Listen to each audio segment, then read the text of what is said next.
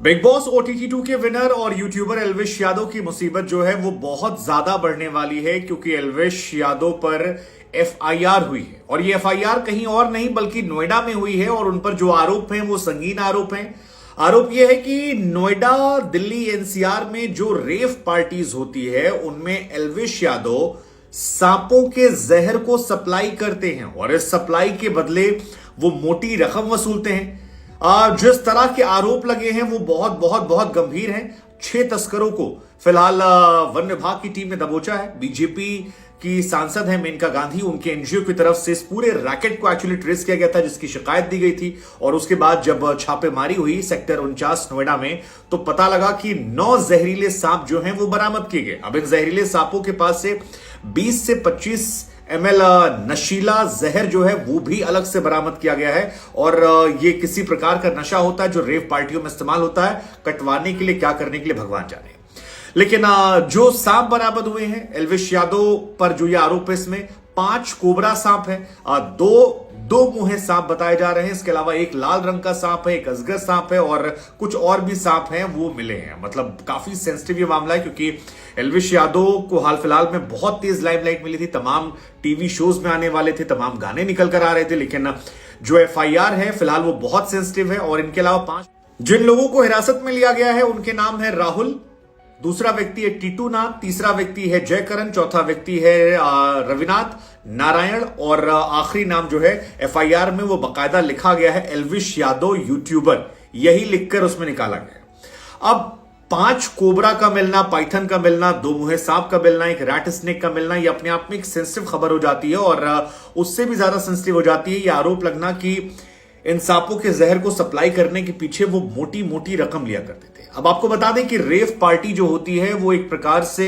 गुपचुप तरीके से की जाने वाली पार्टियां होती हैं, जहां पर जिनके पास बेतहाशा पैसा होता है वो लोग ऐसी पार्टियों में जाकर पैसा देते हैं और प्रिवेसी यानी एक्सपोज ना हो दुनिया में, छिप छिपाकर दुनिया के सारे नशों को वहां पर लेते हैं। आमतौर पर रेव पार्टी के माने यही मनाता है। इन पार्टियों में दबा के पैसा चलता है और गुपचुप तरीके से होती है।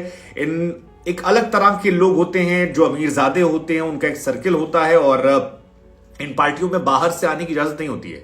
वो लिमिटेड लोग होते हैं जिनको होती है और आयोजक जो होते हैं वो मेक श्योर करते हैं कि इन पार्टियों के बारे में ज्यादा लोगों को जानकारी ना हो, साथ ही ये भी ना पता लगे कहां पर हो रही है। तो किसी एक प्राइवेट जगह पर प्राइवेट तरीके से छिप छिपाकर खूब सारी लड़कियों को लाकर, विदेशी लड़कियां और तमाम चीजें और ड्रग्स, नशा, जितनी चीजें होती हैं वो इन रेप पार्टियों में होता है और इसी में इन सांपों का जहर। अब एल्विश यादव को लेकर मुसीबत यह है कि जिस एनजीओ ने शिकायत करा है वो भी बीजेपी से और एल्विश को फिलहाल बीजेपी ने काफी सपोर्ट भी किया था। तो बीजेपी को लेकर उनकी ट्रोलिंग जो है वो भी काफी ज्यादा तेज हो गई। तमाम लोगों ने मनोहर लाल खट्टर की तस्वीरें, निर्मला सीतारमण जी की, स्मृति ईरानी जी की तस्वीरें, इन तमाम तस्वीरों को शेयर कर करके सोशल मीडिया पर निशाना साधना शुरू कर दिया। एल्विश पर भी निशाना साधा जा रहा है कि यार आप अपने आप को राइट विंग का हिंदूवादी सपोर्टर कहते थे और आप इस तरह की हरकतें करते हो। जो जानवरों को उनके जहर निकालकर सप्लाई करने की बात आती है, आप खुद को देशभक्त कहते हो। ये कैसी देशभक्ति है जो रेव पार्टीज को ऑर्गेनाइज करती है, फॉरेन लड़कियों को बुलाती है, उन्हें सांपों के जहर का सेवन करने की मौका देती है। आई मीन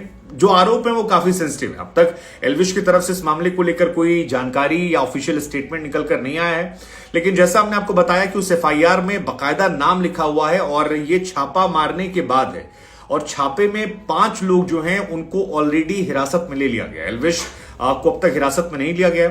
उनका एक शो भी आने वाला था कलर्स पे, जिसपे वो जाने वाले थे, जिसके प्रोमो ऐड चल रहे थे। इस बीच में कई सारे गाने वाने भी आए हैं। लेकिन फिलहाल उनकी मुसीबत जो है वो काफी ज्यादा बड़ी है, क्योंकि उनकी इमेज को ये डेंट करने वाला है निश्चित तौर पर। अब एल्विश इसको लेकर क्या रिएक्शन देते हैं, कैसी बातें निकल कर आती हैं, वो बात की बात है। लेकिन रेव पार्टी और विदेशी लड़कियों का आना, उसमें सांपों के जहर की बात आना और सांपों का मिलना, सांपों के जहर को भी बरामद करना, ये एक बहुत गंभीर। आप में से जो लोग नहीं जानते उन्हें हम बता दें कि एल्विश यादव एक यूट्यूबर हैं जो हाल फिलहाल में बिग बॉस के ओटीटी सीजन 2 में गए थे। वाइल्ड कार्ड एंट्री ली थी और वाइल्ड कार्ड से जाकर जीतने वाले वो पहले कंटेस्टेंट बन गए थे बिग बॉस की हिस्ट्री में। अब तक किसी भी शख्सियत ने वहां पर जाकर नहीं जीता था। एल्विश की फैन फॉलोइंग बीते कुछ समय में बहुत जोरदार तरीके से बढ़ी है। सोशल मीडिया पर उनका जलवा जो है वो काफी बढ़ा है। वो अपनी आइडियोलॉजी को लेकर भी जानने आते हैं, जहां पर अक्सर वो तीखे शब्दों का इस्तेमाल करते हैं। लेकिन क्योंकि मामला बहुत सेंसिटिव है, रेव पार्टियां करवाना, विदेशी युवतियां बुलाना और स्नेक वेनम नशीले पदार्थों का सेवन कराना, तो ये काफी सेंसिटिव हो जाता है। इसलिए उनके विरोधियों ने उन पर निशाना साधना शुरू कर दिया। तमाम लोगों ने लिखना शुरू कर दिया है कि यार ऑनलाइन वो आकर टीवी पर या फिर बाकी जगह कहते हैं कि मेरे लिए हिंदू धर्म सबसे ऊपर है, तमाम चीजें, लेकिन जब उनकी आप दूसरी हरकतें देखते हैं तो उसमें निकल कर आता है कि रशियन बुलाते हैं, स्नेक वेनम बुलाते हैं, ड्रग्स करवाते हैं, काफी और चीजें पार्टियों को लेकर है। अब ये कितना सच कितना झूठा, ये तो बात की बात है, जांच में पता लगेगा। लेकिन मीडिया ट्रायल के दौर में, एक ऐसे दौर में जब सोशल मीडिया पर चीजें आती हैं तो उसको लेकर एक परसेप्शन, एक राय बनती है। और खासतौर पर जब एल्विश को लेकर एफआईआर आई है और उस एफआईआर में उनका नाम बकायदा लिखा गया है, तो फिर ये उनकी इमेज को और उनसे जुड़े लोगों को काफी डेंट करने वाला है। काफी गंभीर खबर है। इन सांपों के जहर को लेकर आप